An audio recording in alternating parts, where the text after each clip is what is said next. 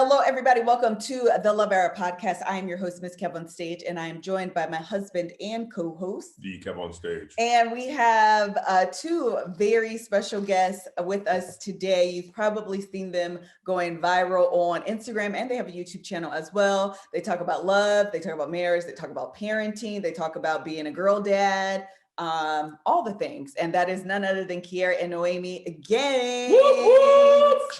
Whoop, whoop. Whoop, whoop. What's up with y'all? What's up, man? Hey, I love y'all, man. I'm so glad to meet y'all. Just black couples blacker than black, man. All right. I'm here for it. Black together, man. All this blackness just black. Really super excited to have you guys join us. If you're new to the Love Hour, we often talk about life, love, and the pursuit of happiness, but we are not experts. And so we just offer everything from our perspective and our experience. But listen, sometimes you might have real life marriage issues. Speaking of which, just an aside quickly, is that I'm thinking about, if you know a therapist who can talk to helping couples in really bad spots, I want to do that podcast episode. It's top of mind right now. I've been looking for a therapist that could literally offer or offer steps or suggestions. Yeah, that could help couples get out of a really bad spot. Please let me know, send them my way. I'm interested. So anyway, I've reached out to the Gaines because they're black, they're a couple, they're young folk, we're young-ish. So we just gonna talk about. When we can't stop saying young, how many more years we got? How old are y'all, Kier and Noemie? Come on, man. You old. So I'll be 35 in a few weeks. A month. A month. Yeah. A month. 43 years old. And I'll be 32 in July. What you calculating? What? I'm trying to see how long I got left to be young. I feel like once I done crossed over 40, that's it probably. That's middle age. I say you can claim young for like you're 40, but you got to do it like anecdotally, like Hov do. Like, gotta play something young Kev. Don't say I'm a young guy because that's gonna look foolish. Definitely no. Listen, you got kids in high school. You really can't be. You can't be young. Yeah, you can't be young. Is Tabitha Brown young? And Tabitha Brown's an auntie, no matter her age. That's true. Tab probably sounded like that when she was 12. Yeah. Hello there. I'm going to 6th grade. Yeah, she's just. Yeah, Tab's a forever auntie. She's just, it doesn't matter how old she is. She's Kev, I wasn't laughing at you. I was laughing at Kev because it was the inflection in his voice. I wasn't laughing at you. You're going to make her get all us for that. Yes. So to start off, and for those of you who may not be familiar with Noemie and Kier, please tell us your love story. This is always one of my favorite portions, talking to couples, talking about how you met, who said what to whom, whose version is wrong, whose version is correct. Anybody who follows our Instagram or YouTube, first off, what's up to all our followers, all our subscribers? What's up, family? They know that I hate this story because she used every opportunity she can to tell this story. So you tell it. Tell it. Okay, when I don't tell it right. So how about this? You tell it, and I'll pitch in with the parts that are a little zhuzhed up. Okay. I'll start. So the year was 1932. You know what? You see? Why don't you do it? Nah, I'm sorry. Okay, anyway. So we met, what year was it? Like 2014? Summer 2014? That sounds about right. Yeah, I think it was around that time. And one of my best friends from college, she lived in Atlanta at the time, and she was driving up to New York, and she had to stay in DC. And for some reason, she just had a whole bunch of friends in the DC area. She's just like that popular, I guess, kind of girl. Citation, we were all in a group me together, not her, but me and her friend, and in a group me, there's a group chat. Okay. If she was coming up, everybody was meeting. Yeah, so we ended up going to some bar in DC. I don't even think it's open anymore. And she dragged me out. At the time I was in law school, I wasn't trying to go anywhere, but I ended up going to this bar. So wait, how real are we gonna give us the realest real, Noemie. Don't come over here giving us no watered down version. One of his friends approached me at first at the bar, and we were just talking. He offered to buy me a drink. It wasn't really that serious. So then I see Kier come in, and Kier, most of us were like dressed down. He was like in a bow tie, like he had clearly just come from it looked like a good job. So what you here for? So I'm like clearly interested, and I'm talking to my friend. I'm like, "Who's that?" She's like, "Oh, that's homeboy's friend." And I'm like, "So are they close? Or are they close?" How close are they? I ain't give the guy my number, so I'm like, I think I'm safe. So I actually took the initiative and introduced myself and was like, I'm gonna make sure I talk to him first. So, you know, we're talking a little bit. He's not really giving me, like, paying me much attention. I don't know why. You can interject. That was your cue. You can run it back so you don't miss it this time. Right, because all the women watching now are looking at me like, sir. So it was summertime in DC, and I was very much single. Okay. And in DC, like summertimes are like for day parties and brunches, you can meet 10, 15, not saying I would because I'm a man of discretion, maybe 1 or 2, but women in the night. And when you see everybody, women in a night, women of the night. Them is two. That word is key. It's a big difference. It's true. It's not a transaction. But nah, you meet a lot of people. So when you see everybody, sometimes you don't see nobody. And people until you get to meet them. She was a very cute face. He said I looked like I was a child. He said I looked young. She looked a little young. That's because black don't crack. And that's on what? I know it carried over. But yeah, long story short, I'm trying to get his attention. He's not really paying attention to me. And we ended up, by the end of the night, we're like a smaller group, and we end up going to another bar. And I think that's when you finally start talking to me. Yeah. And you the know, bar? at the second bar, and then we exchanged numbers. Nothing ended up happening. I think you had texted me. Oh yeah, you said, what is it? What you doing? Text, and I never responded. I'm like, we just met. And that was me? Yes, that was you. That was you. That was you. I don't recall. Of course. I don't recall. See, this where the story get real murky. Because like, go ahead, didn't tell him. And then he didn't call me for months and months at a time. And then he never texted me back. And then I think a month later, we were at another, what is it, Flip Cup. Yeah, it was a Flip Cup tournament. Okay. And, we ended up playing each other. So I knew who he was. He had no idea who I was. Oh, did not remember me from the month before. And he over here flirting. And I'm like, okay, I'm about to go. He's like, oh, let me get your number. And I'm like, sir. Yeah. I thought you was only meeting 1 or 2. That's 15 and 20 behavior. It was a good summer, man. But I got him. Yeah. And then we ended up like connecting. Like, I think our first conversation was like 4 hours long. Mm-hmm. Our first date was an all-day date. It took a while for us to finally, you know, get it together. It took about a year of like the whole back and forth and figuring out what we wanted to be. But, you know. Wait, Noemie, it's a few parts that's kind of missing out of that story. Like Noemie and I, we went on she invited me to her house at one time for a party. And it's like, hey, you know, come to my house, we got food. And I didn't know it was a secret opportunity for her friends to see whether or not I was, you know, I could pass the litmus test. Yeah. And, I get there and she gets all squeezy and touchy and Philly and kissing all up on me. I just came to enjoy a good party and some good food with some people I ain't know. So what's the purpose of it? And then like she's like, hey, when everybody, you know what I'm saying, when everybody leaves, slide through. Noemie, girl. I fell asleep. Sleep on me. Fell asleep. And he was there knocking on the door. I was knocked out. I hit her like, hey, you up? And I didn't get nothing. I was like, turned around and somberly went back home. Yeah, but like our relationship story is literally like a girl who thought this dude was you know, nice looking or whatnot. She shot her shot first. Yeah. And she came at me kind of like aggressively, you know. She pushed a chair into the back of my leg to get my attention. I did everything I could to get him to turn around. It worked. I am, first of all, super intrigued by the story of Noemie being the more aggressive person. Shoot your shot, ladies. Yeah, absolutely. Yeah.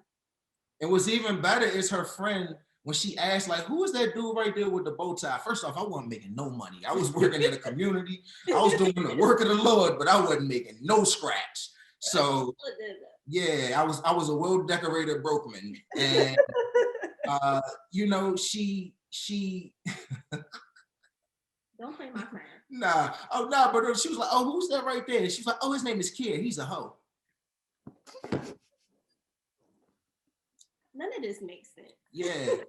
Like, we shouldn't be here. But here we are. So, okay. Wow. Hold on.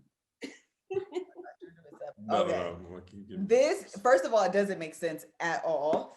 So this happened for about a year before you guys officially started dating? Yeah. So like I said, I was in law school. The whole plan was to move to New York. Like, this was just my little time in DC. Supposed to be a pit stop. Yeah, it was supposed to be a pit stop. And right, I think a couple of months after we met, I actually moved to Europe for like this study abroad program. So I was there for a couple of months. So I wasn't really looking for anything serious, but I will say, like, by the time that I left, we were like talking every day. Like, I knew it was gonna turn into something, but I think we were both really hesitant because we didn't really know where we would be, like, within the next year. Yeah. Yeah. Nah, and she came in like, you know, when you're dating and you're in your 20s, when you first meet people, I'll speak from a male's perspective. I'll speak from Kier's perspective. Yes. You meet a woman, first thing she says is, hey, I'm not looking for anything serious. Right. And she really means that until she doesn't. Yeah. You know? And Noemie meant that, and she meant that, and meant that. And I got really comfortable in that space, and then she didn't mean that. Yeah. I came back from Europe, I'm like, you my man, I love you. What We are gonna we? be together. You my man, I love you. Wait, before we go deeper into this conversation, we're talking about love and relationships, and sometimes some of us need help in the area of love and relationships. And so that often means that you need an outside person, outside person with expert experience to come in and help you navigate your life, your love life, or maybe social anxiety issues or stress issues or confidence issues or whatever the case may be. And that is why BetterHelp, spelled BetterHelp, is here to help you. Everybody knows that on this podcast, Kevin has a therapist. Yes. I have a therapist that I actually need to hit up like right now. She actually not DM me. What is it called? Like text through the app this morning. Sure, message me. I have no idea what the right words are. This morning, which is one of the great features. You can text your therapist through the app. They can respond. It's a 24-hour service. They have people literally across the world in order to help you no matter what is going on in your life. This is one of those things that is great. You can start communicating in under 48 hours. This is not a crisis line. It is not self-help. It is a professional counselor done securely, and it is done online.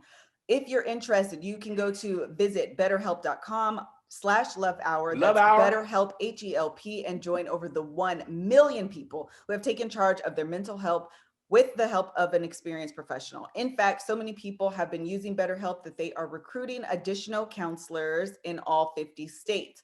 This podcast is sponsored by BetterHelp, and the Love Hour listeners will get 10% off their first month at betterhelp.com/lovehour. Love hour. Yeah. And Kier is actually a licensed therapist. I was gonna say that. I thought that you were. Kier, you licensed therapist? I said that to Kevin. I was like, I'm pretty sure that he is. Okay. So hold on. Let's back up just one little bit. I want to kind of discuss this point. That Noemie, have you always been, Noemie, I said it wrong. Have you always been, I caught myself. You did. Have you always been the shoot your shot girl? Yeah. Really? I have. And at shooting guard from Emory University, Noemie Gaines. Shooting from half guard. The game ain't started yet. I'm pulling up. Overhand, not even underhand, with the good form. Yeah. I never looked at it that way, but I am absolutely that. If I want something, I'm gonna Why not? I'm here for it. So I am too. I think it's amazing. I think there is something to be said about a woman who knows what she wants and is going after it and not waiting. You know, social media is always talking about being chose. Well, child, I can do some choosing as well. And that doesn't have to change the dynamics of the relationship. It doesn't. You know, where I don't think it has to change that, but I do think that making it known that you're interested, I think that that's okay. The Bible says, "He who findeth a wife findeth a good thing." It didn't say you can't introduce yourself. Correct. You know what I'm talking about? Peekaboo, hello, you found me. You weren't hiding. Anybody said I had to be hiding. I saw you looking. Here I am. You understand me? You ain't got to make it hard for you. I'm at base. Nah, that's real talk though. And like that way you can actually, you're not just reduced to whatever men decide they have the courage to come up and speak to you. Like rejection is hard for everybody. Bruh. Yeah, I appreciate that. It makes me feel desired. I did not reject you, boo. I didn't reject. It was a period of time where we did not talk. See, now it sounds like I'm lying because I'm pausing too much in between my words. No, you just didn't reject her. You just forgot about her. That you had her number already. That's all. That you had her when number. she texted you and it came back, maybe Noemie, that wasn't like, hold on. Right. Wait, what? In the phone. Maybe you met her 60 days ago. Remember what if iPhone was like, Kier, we met her at the bar. You had the bow tie on. You was that hands up would have been nice. Would have stopped me from making a fool of myself. Right. Right. It was a short moment though. Like we laughed about it. We ended up laughing about it. Yeah. Because like even though like it took a while, we weren't exclusive for a while. So like I was dating other people, he was dating other people. So it's like, okay, if you're not gonna call me, then I'm gonna go out with somebody else. And like that's what it was for a year. Yeah. So okay, so from the moment you guys met till you guys got married, how much time is that? Oh man. Wait, so we got together in 2015. We got pregnant in 2016. Got engaged in 2017. Got married in 2019. So 4 years. 4 years. Yeah, 4 years. Microwave that joint. Yeah. Yes. And then, but you weren't exclusive that whole time. So you were exclusive a year later? After the baby though, or no? Oh yeah, before the baby. I thought y'all would like have a baby and you still dating other people. Like, hold on now. I feel like that got serious. 4 years when we got pregnant. Yeah. So the funny thing is, we broke up. We found out we were pregnant in December. We almost broke up in October. Yeah. I went over house to break up with her and it didn't work. But that was the goal coming in the door. You gotta explain that. You can't just. What do you mean it didn't work? I went over. We were just bumping heads. Realistically, he couldn't do it. That's what it was. She couldn't do it either, but she was willing to hold on a little longer than I was. Couldn't do the exclusive relationship? No, the breakup. By this time, we were exclusive. Oh. Got it. Then we broke up. Well, we almost broke up again. Didn't break up and found out we were pregnant like a couple weeks later. Got it. So then we had to get our stuff together real quick. Get it together. Get it together. Woo! It took some time. It took a lot of therapy, but we got it together. Yeah. It wasn't the most opportune time because I just decided that I like her enough to try liking her enough again. Right. And, hey, guess what, y'all? I know what's going on here, but y'all gonna be stuck together for life in some way. So do with it what you will, but this is what's coming. And man, that baby. She came quick. She came quick. She came when we were very unprepared. Yeah. Well, we good. And now you guys have been married for a little over a year.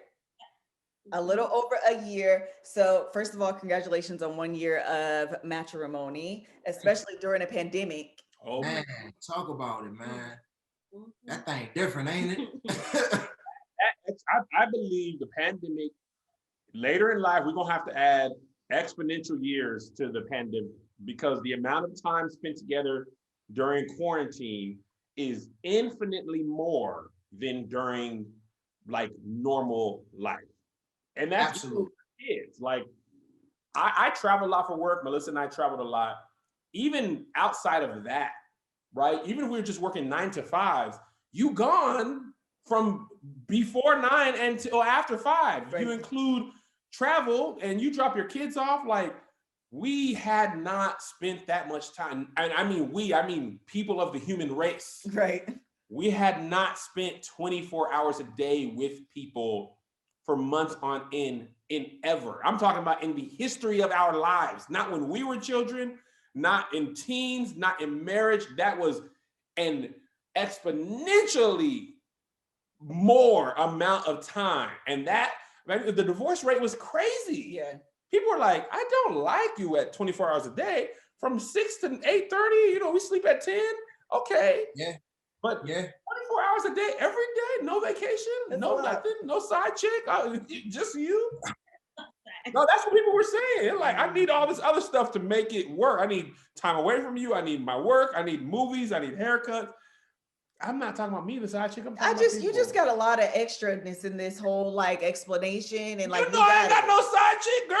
You just we don't need all this. He's not bringing it home. He's trying to land that plane. I see where he was going with it. It's been landed. We deboarded. You waiting for the next group of passengers. Yeah, we only got half the people. I got to go back for just a moment because our Patreon audience is saying that we need to know why were y'all breaking up and what made you guys decide to, or what made Kier decide to propose? Damn, good questions. You can answer the breakup question. I ain't come over nowhere to break up. Yeah. Noemie said, first of all, let's get the facts straight. You were the one breaking up with me. Man, at the time, we just didn't know each other that well. I mean, what's knowing each other that well looking back? But we didn't know how to talk to each other. Communication was bad.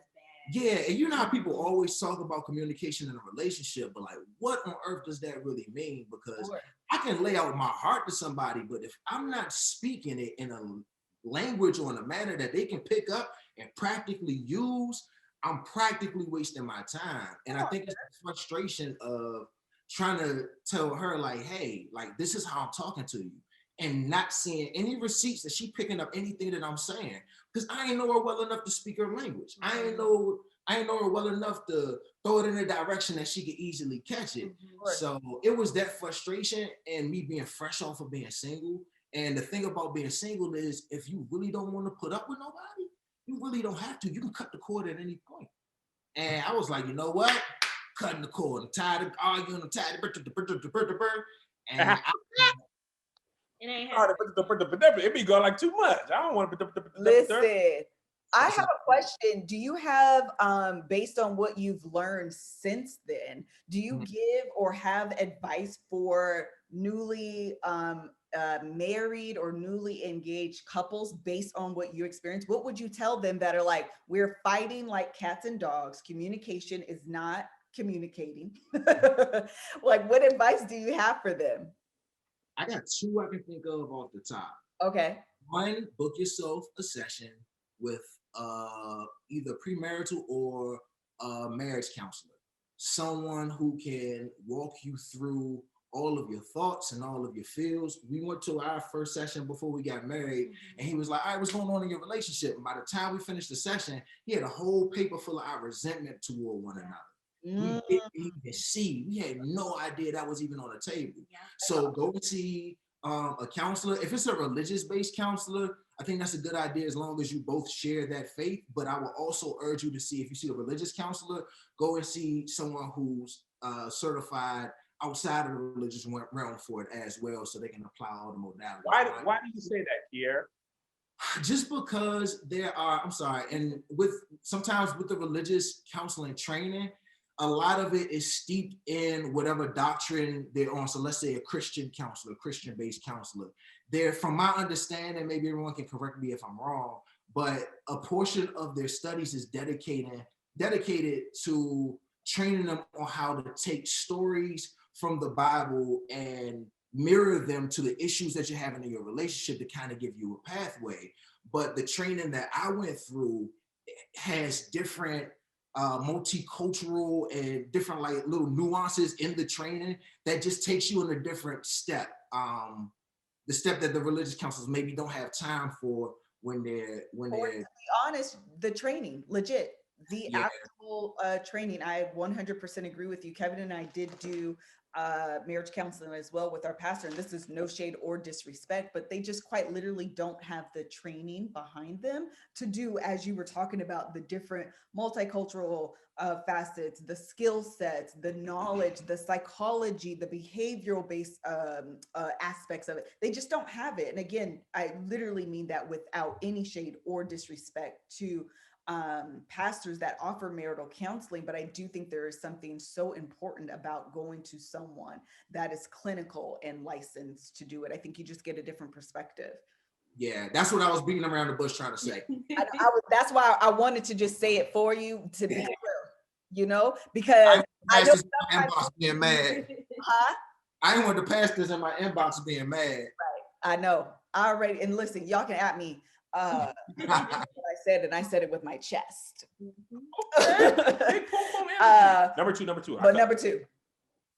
Surround yourself with some good married friends. When I say good, I don't mean people who have like picturesque marriages. I mean people who have great functional marriages and people who have marriages where there are issues present and they're working on them. I always get scared when I see people who that look like they don't have any issues in their marriage. Mm-hmm. That's always a little bit of a red flag for me. But people who like openly lean into their issues and talk about how they solve them, they always give you great insight on some of the stuff that's going on in your own relationship. That's so good. Someone, Allison said, you can find a Christian counselor that isn't a pastor. Absolutely, 100%. And I would recommend that over going to like your pastor, finding someone who can speak to you on the moral grounds from which you stand, but also have those legitimate credentials behind them as well. Yeah, absolutely. That's good, girl. That's good. I was gonna say something. You guys have had a lot of lives in your marriage, in your relationship. Yeah, I was going to title this episode "The Transitions of Marriage" because, and actually I feel like it's even more appropriate now because you have had like a lot of transition.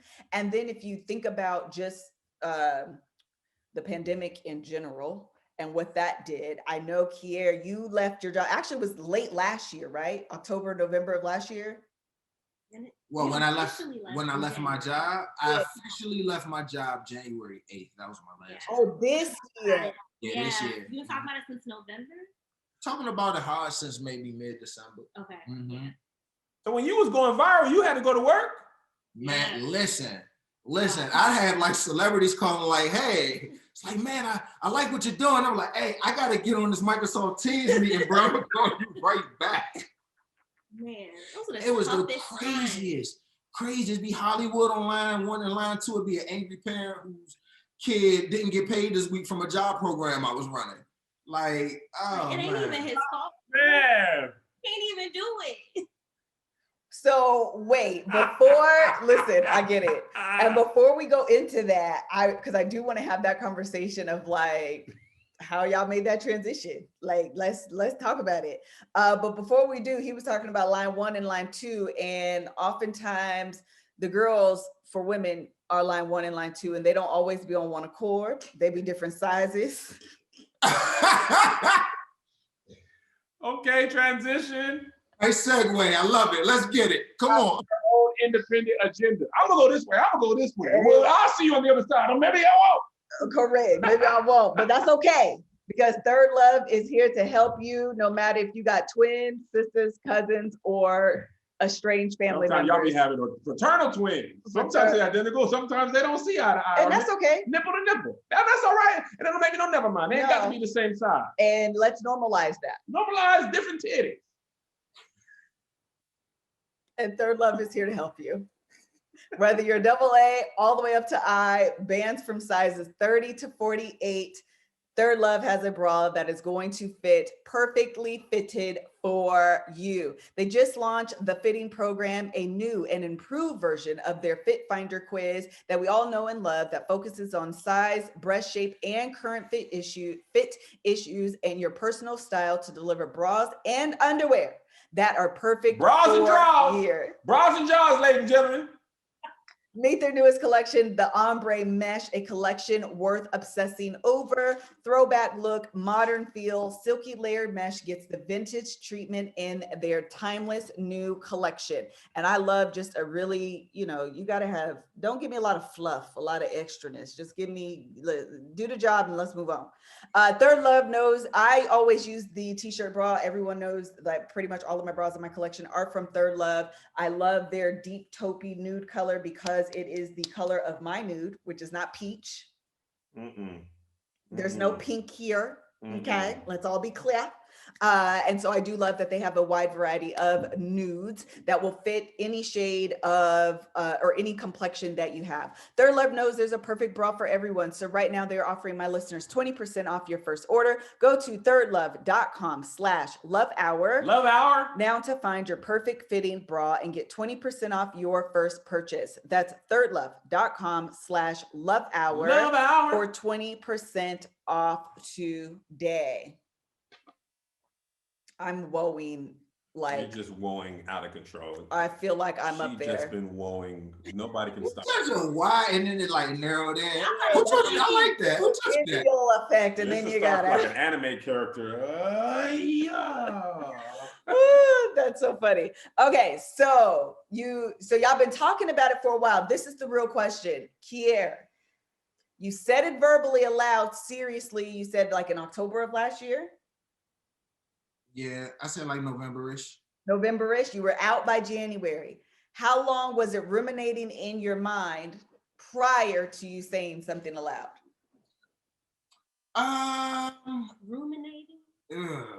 Not as long as you would think. So it was like a joke a year ago. Yeah. Like it was like, wouldn't that be crazy if you could just leave your job? That ain't never gonna happen. That was it. Yeah, I fought really hard to get this job. Like it was great job, great pay, great benefits, great position. Government like job. Government job. All those fields, I was good. I was safe. By the way, Kier. Huh? What were you doing for a living? Working for the school system, working in special education, building work programs for students with disabilities so that they can have good job training, transition over into adult life, grant them that opportunity for a successful life. So rewarding work as well. Yeah, very rewarding work. Getting to work with students with disabilities and see how capable they are, seeing how much their families support them, and seeing how much they can do when you put some support behind them and some resources. Mm-hmm. But yeah, man, everything just kind of really blew up in August. I think I had 50,000 followers on Instagram, and then like the viral video happened, and it just swelled up, and we're at like 2 days later, it was like 250. Yeah, it's like 250. I was following you guys doing that. Yeah, and it was crazy. Phones were ringing off the hook. Sponsorship deals. Yeah. We went from like having our little, YouTube video, a couple people sprinkle in, watch it here and there, to like AKA your cousin in now. Yeah, pretty much. That was the M&M. Mm-hmm. Right, literally. And then that HBO thing, and then people hit me like, "Can you get me in with Kier?" I'm like, "Bro, I barely met Kier my own self. I can't get you in. I'm not in." The HBO thing was crazy because when I logged on first, I'm like, "Oh man, I ain't about to be late." I logged in because they reached out, had the viral video, and as soon as I got in there, I think Jesse Williams was the first guy in there, and he looked at me right in the camera. He's like, "Hey, what's up, kid? You had a crazy week, huh?" I was like, "Oh, I'm famous." I was like, "Yeah, man, it's just, another week. Yeah, man. Jess. Freaking out. Jess. Jay. For sure, Jay. So yeah, it hasn't been in my mind that long. From August to now hasn't been that long of a time period, but just with like speaking opportunities and like brand partnerships, and we got management shortly after that happened. So we had representation and opportunities were coming in a different way. I passed my licensing exam for counseling. So it was a leap of faith, don't get me wrong, but the opportunities were to a point. I want to sit around December. I'm like, "Hey babe, like I can make more money if I quit this job." Right. Dang. And then I was like, "Do it." Yeah. I was going to ask, what was your response?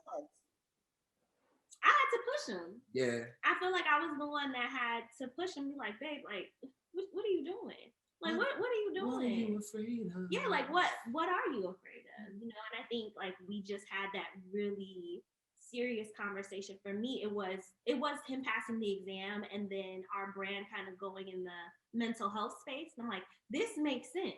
Like, you're not even working in what you got your degree in. This is an opportunity for you to not only work that, maybe even open up your own private practice, but like you're becoming known for like in this mental health space. Like, why not do it now?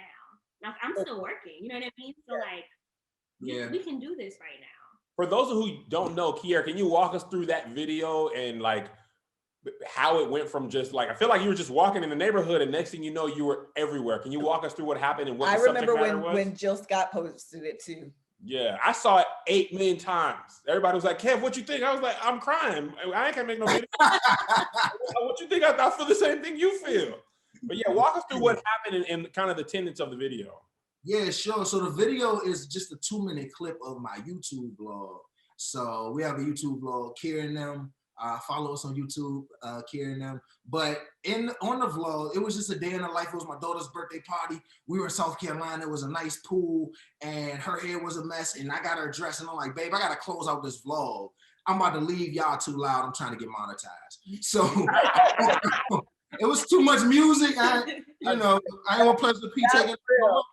But nah, so I'm walking down and I was talking to the camera and I just wanted to say, hey, like, this is dope. My baby just turned another age.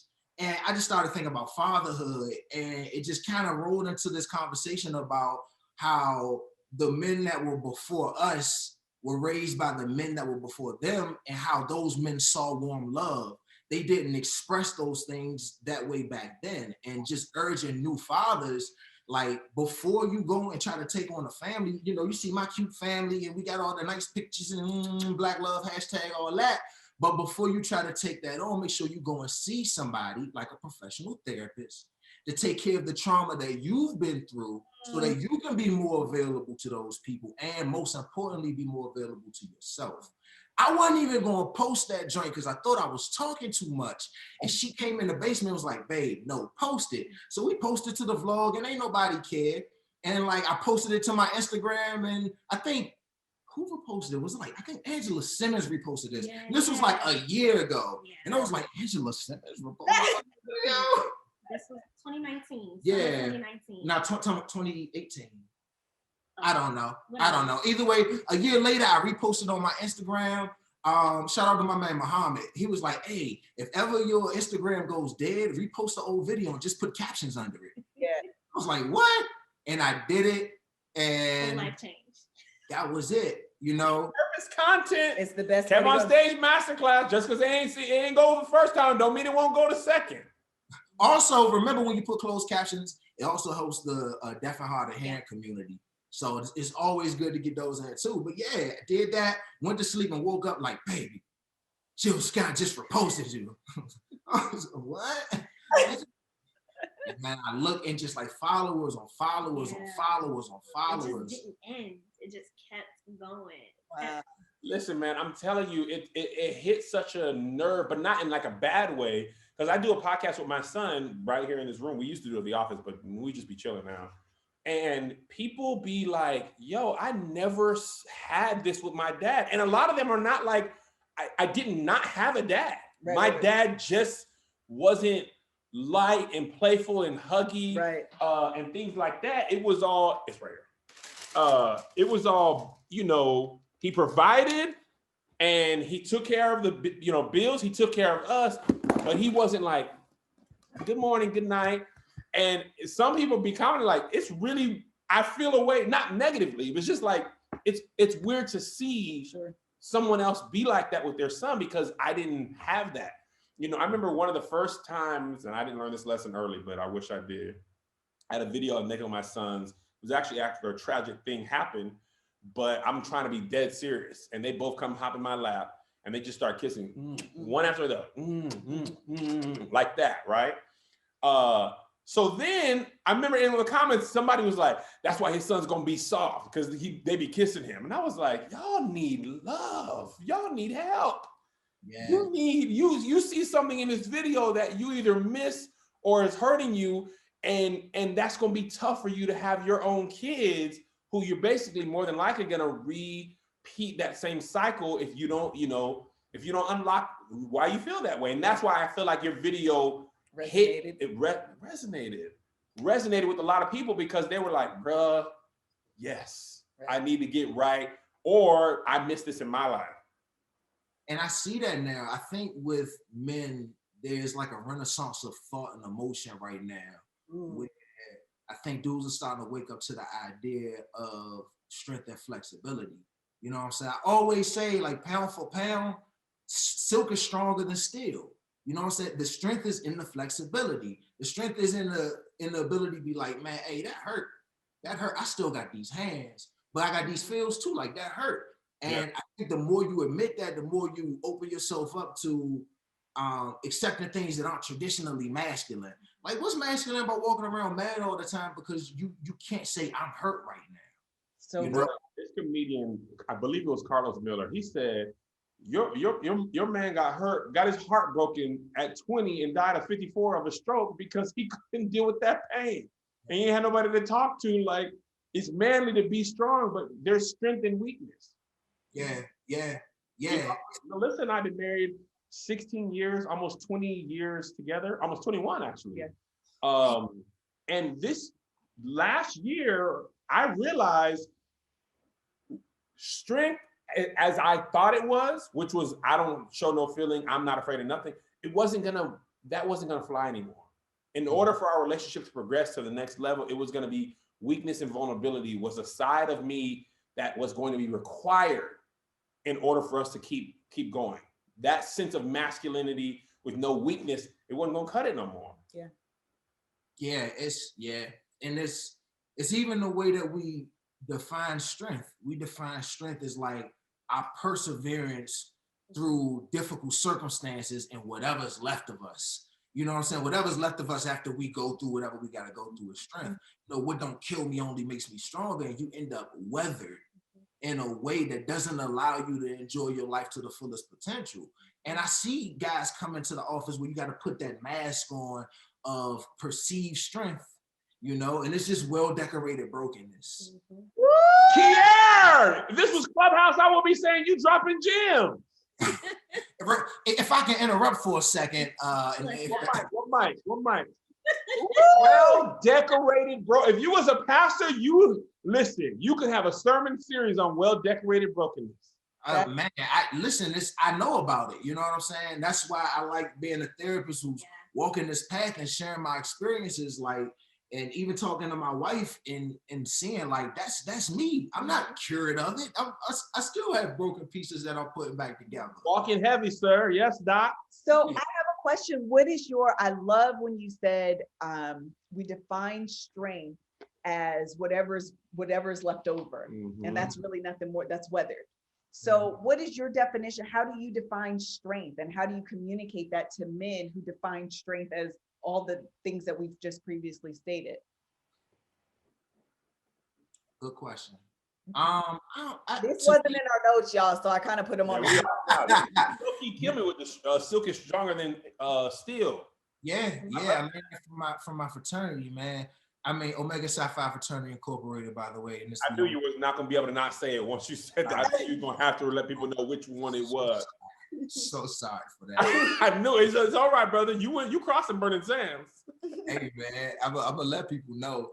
But, I feel like strength is the ability to be morally sound and fight to be comfortable with yourself and lean into the things that will eventually make you a better person, even though you don't want it. That's strength to me, because we kind of come from this, like, all the dudes we look up to are rappers and athletes growing up. And she was just listening to me listen to an athlete's podcast today. It was good game, tough, and overcome. There was some circumstances like, bro, your leg just got severed. Like, you know what I'm saying? Or the musicians, I never took a loss in my life. We don't really get to see the vulnerable parts of successful men. You never get to see it. So I think it's one of those you can't be what you can't see type things. And you need you see somebody else put it out there, he's not corny, and he's not trying to get $1 off of you by selling some corny book at the end of the day, and he's not trying to get $1 off you by selling some corny seminar by the end of the day, but just somebody sharing like, hey, I'm a black man, and this real rap, what happens? Oh, I love this. Noemie, I'm going to ask you a question on this. Actually, I'll ask it now, and so you can get your mind together. Do you feel in Kier's journey of vulnerability, do you feel that you've played a role in helping him or pushing him get there?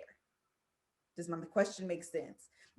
To put it plainly, is it something that maybe he didn't recognize he needed to do and you kind of demanded it from him? You can write a whole book on this. Okay. Hold on. Let me do my situation. Hold that thought. Hold that thought, Noemie. All right. So listen, Kiara's up in here dropping all the gems. Okay. He's clearly learned. He is a learned individual and he has a lot of skills. And we want you to be a learned individual with lots of skills. And that's why we want to introduce you to SkillShare. I thought you were going to miss your cue. You almost did. No matter what 2021 brings, you can spend it creating something meaningful, creative, doing the things that you want to do, taking the leap of faith as Kier has done, tapping into your creativity with the online classes that SkillShare offers through their learning community that offers membership with meaning. We have taken SkillShare original Instagram illustration, making shareable art for social change by Danielle Koch. This is one of the ones right on the main page, because as influencers, we gotta basically be efficient in our social media. And for me and Melissa, Instagram is our #1 platform. So obviously this is our trade. So we gotta make sure we up our skills. And this class, this Instagram illustrations class, SkillShare Originals, is stepping up our game. Melissa, if you notice, her Instagram game has changed a lot over the last 6 months, from basically, nothing really, like no brand, to an aesthetic, to photos, to this. And now she's adding graphics packages, all from this Instagram illustration class from Danielle Koch. Right now, you can get an annual subscription for less than $10 a month. You're going to go to skillshare.com/lovehour and you will get a free trial premium membership. That's free. That's premium. That's membership. Skillshare.com/lovehour. Where an annual subscription is less than $10 per month. Okay. I'm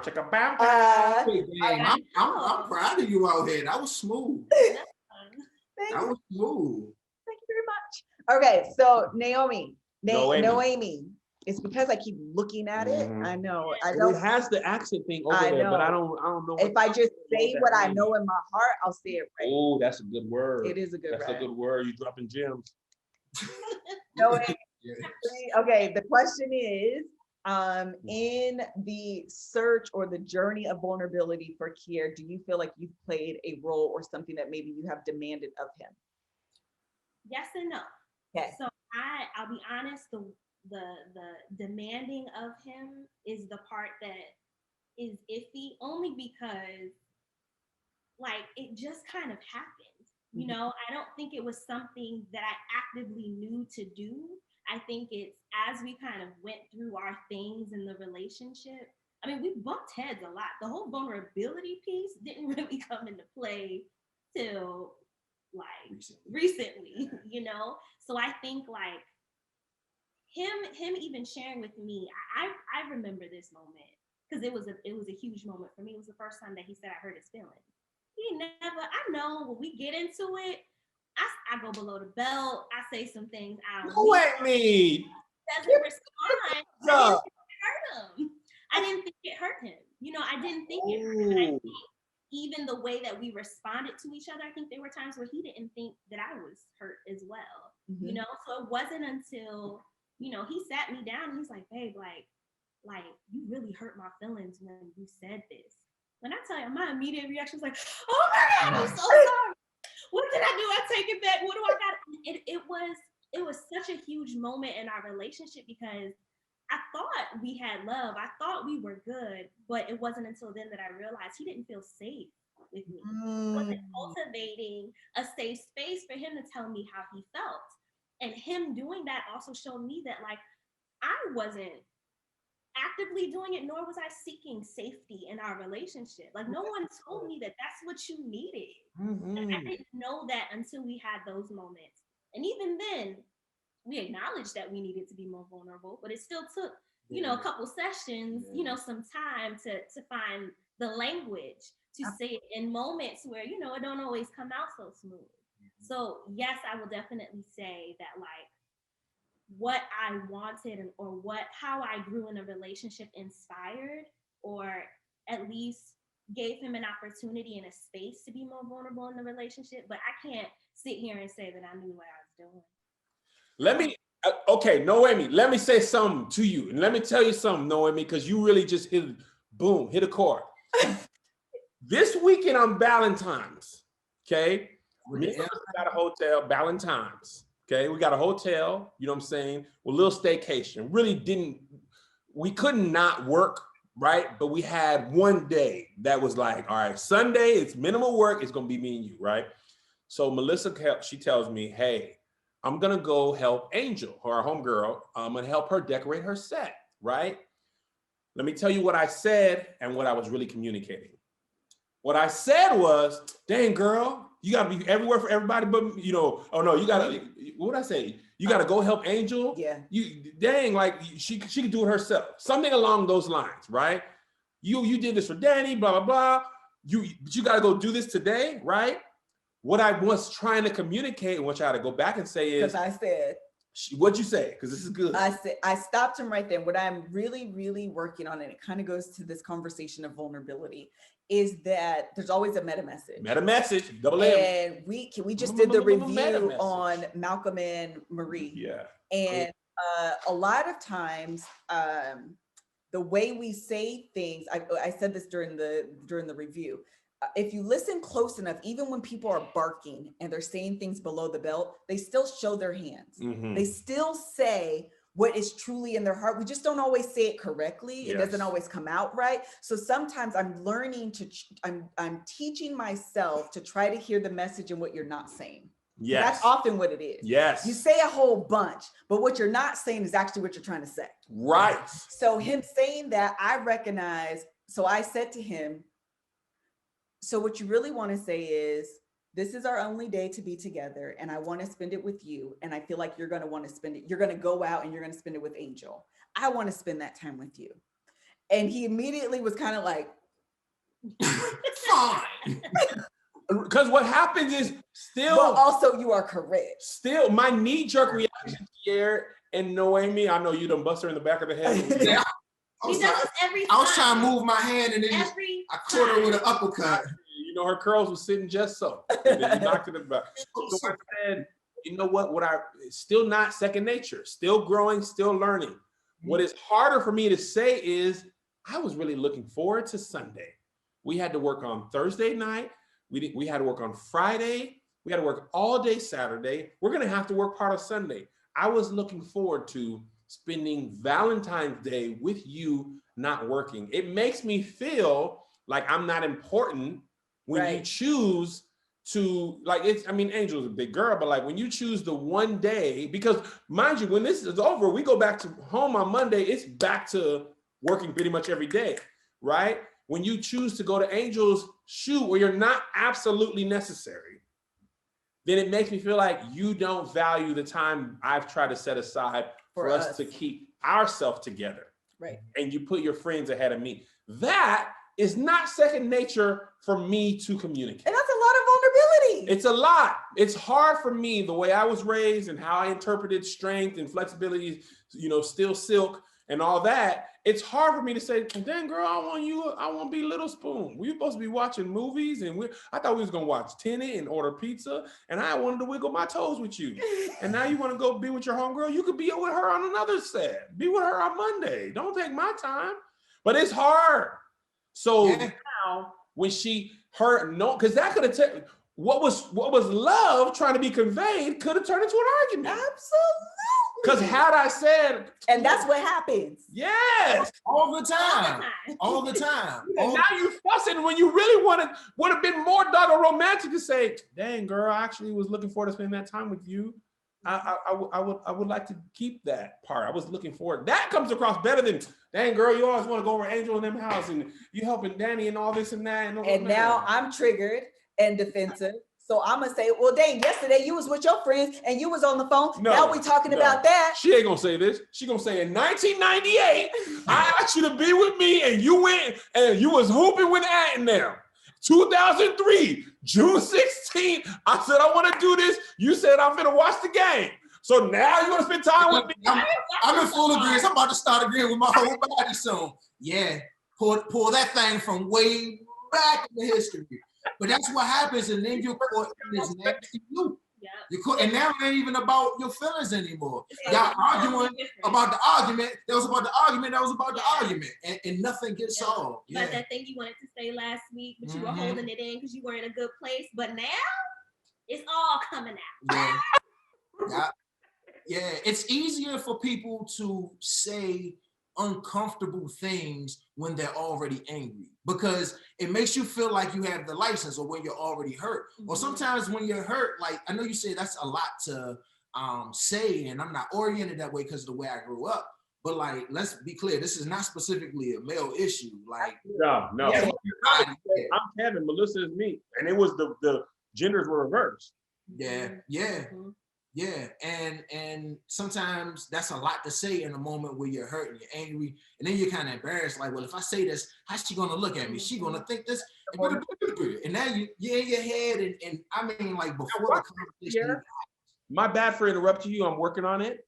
Magnify that by now, Melissa, to her credit, and I love her for this, and it sounds like Noemie is similar, but I don't want to talk for you. Imagine if I had been vulnerable and she used it against me. Right? Now I'm like, I can never be that with you, because that last time I said that, you was like, oh, you little crybaby, you want to be with me on Valentine's Day? You a mark. Oh, okay. Yeah. Oh. Never make that mistake again. But even if she hadn't, a lot of times a previous partner made you feel that way, and now your body remembers, the last time I did that, X, Y, and Z person made me feel this way. I'll never do that again. Because it's human nature to want to protect yourself. Absolutely. And your heart is part of yourself. It's the instinctual human nature is survival, which means find safety and shelter.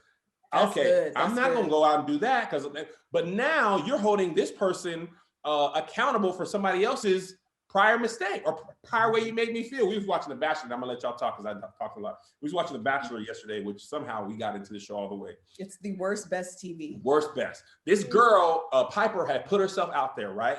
And she was reluctant. I don't really put myself out there. I don't really do that. You know what I'm saying? Like, that ain't really me. She put herself out there and she got sent home without a rose. She got in the car. She was like, and that's what I get for putting myself out there. And in my mind, I said, them next 3 men gonna pay for this. It might not be The Bachelor, but them next 3, I'm not gonna put myself out there. Because last time I went full out and exposed myself on national TV, he gonna embarrass me. Bet. The next 3 of y'all gonna get it. Ain't nobody gonna put myself out. I'm gonna be single for 12 more years because of what The Bachelor did to me for TV. Oh, them next 3 gonna pay for that. Woo! That's facts. That's facts. That's facts. And you'll do it and you'll feel justified in doing so. Oh, completely. In response to that, though, my mom gave me this advice, and I fought it for a very, very long time, but she's right. She's like, when it comes to your husband, here specifically, give him the benefit of the doubt. He's the exception. Everybody else that then did this, said this, did all these crazy things to you, like, that is your husband. He gets that extra life, like, just in case.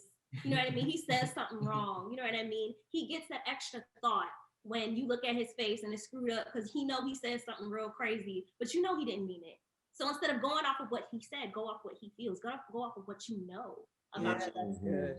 And that's hard. I still to this day with that. But after the fact, I'm like, yeah, that was right. Yeah, you got to give your partner something to work off of too. Like you got to be. I'm a fan of being preemptive around like apologies and things like that. So like, hey, I don't know if it's a big deal to you, but earlier I said this, I didn't mean it that way. My bad, that came off wrong. Because it's more important to me that we don't have any resentment on the table. What you eating, the egg cheese sandwich? Hey man, I was trying not to make it a big I had a couple bites to hold me over. Now I've been held over. Over is gone. It's all good, bro. Enjoy your croissant. You done called attention to it. I done muted it, try to get me a little nibble off camera. That's all I hear. Secretive nibble like we can't see you. I muted the camera and everything. Listen, stall me out. Sorry. I'll never eat on camera again. I trusted you. Hey, look, that's why I don't eat on camera. That's why I don't eat. I knew I should have had lunch. Next 4 sandwiches gonna pay for that. You're definitely right. Y'all are ridiculous. I want to say that your mother's advice of giving your spouse the benefit of the doubt is something I'm going to add as advice that I want to give new couples. We get all, I'm sure you guys do too, get asked this question all the time. What's the one piece of advice? And we have a couple that we always say, but I am most certainly going to add giving your partner the benefit of the doubt. I think that that is so important. It helps you remember that you're on the same side. Mm-hmm. Team Because first. you forget when you fight. Yeah. You forget. What do you say about the enemy? You think the enemy is the person, but the problem is the enemy. Right, the problem, not the person. Mm-hmm. But when the person is causing the problem, sometimes the person looks like the enemy, and it's hard to redirect that to where it's supposed to go. Oh, so good. So good. So freaking good. So very much good. Y'all wise for 34 and 32, 31. What did you get your degree in, Kier? My master's. Yeah. So it's clinical rehabilitation and mental health counseling. Let me remind you that it's not a bachelor's. Which one? Which degree are you referencing? I am always the bachelor here. or the master's? No. Surely. We're gonna leave with the master's. Surely it's the master's. Absolutely. Fair loan services, they make the distinction, and so shall I. Exactly. And I'm always here for Black folk. Listen, give me your credentials and give me your resume, okay? And what are you? I'm here for it. Did you, Noemie? You said you were in law school. Did you finish, and are you practicing legal attorney? I am an IP and technology lawyer, and most recently, as of like last month, I joined the entertainment team. So I'll be doing entertainment law. She got a promotion, y'all. Congratulations. What is an IP? Is that intellectual property lawyer? Yeah. Mm-hmm. So you defend and protect, or you set up like this is ours? So right now, I am doing more transactional stuff, so more contracts, more research, more writing. I'm not going to represent anybody in no court. Not right. Black lawyers, man. Black people in general, greater than signs. Great. Black lawyers, 2 greater than signs. Black women lawyers, 3 greater than signs. Here for it. I admire anybody that finished law school because that's a hot 3 after undergrad.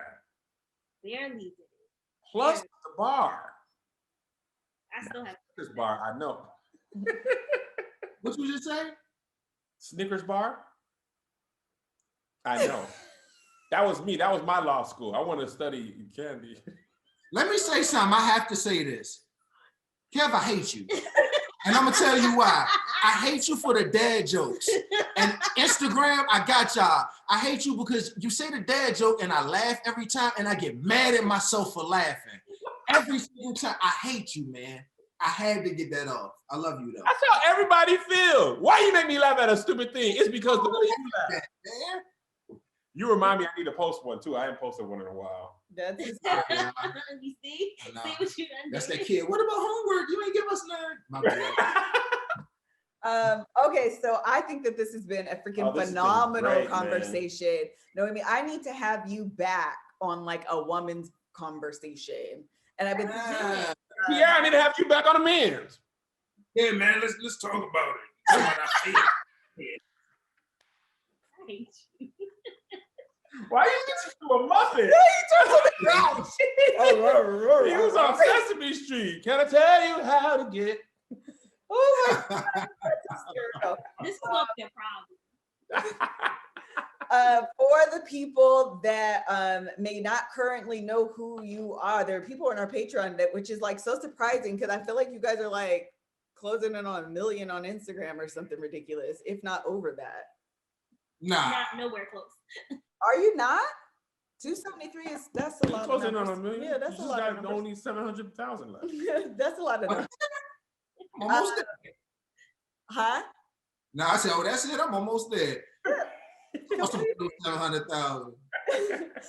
Can you tell the people where to find you on Instagram? Obviously, plug your YouTube as well, and anything else that you guys have coming up or want folks to know about. You guys don't have a pod like a traditional podcast, but you have like your YouTube kind of podcast. Working on it.